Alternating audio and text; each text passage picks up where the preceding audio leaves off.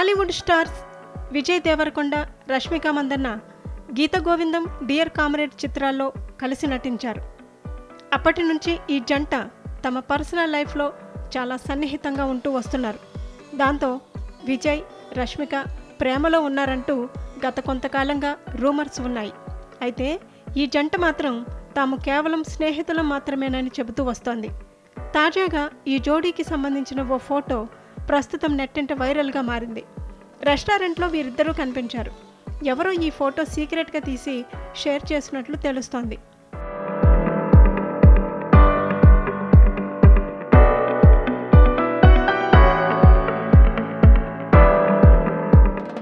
ఇక విజయ్ ఇటీవల సాహిబా అనే మ్యూజిక్ ఆల్బంలో నటించారు.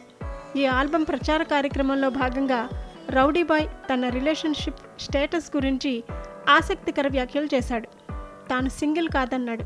తనకు 35 ఏళ్ళు వచ్చాయని, తాను ఇంకా సింగిల్గా ఉన్నానని ఎలా అనుకుంటున్నారంటూ వ్యాఖ్యానించాడు. దాంతో విజయ్ ప్రస్తుతం రష్మికతో డేటింగ్లో ఉన్నాడన్న విషయం మరోసారి వైరల్ అయింది. ఈ క్రమంలోనే విజయ్, రష్మిక కలిసి ఒక రెస్టారెంట్లో లంచ్కి వెళ్ళి కెమెరా కంటికి చిక్కారు. వీరిద్దరూ కలిసి లంచ్ చేస్తున్న ఫోటోలు బయటకు వచ్చాయి. ఈ ఫోటోలు చూస్తుంటే ఈ జంట ప్రస్తుతం వెకేషన్లో ఉన్నట్టు తెలుస్తోంది.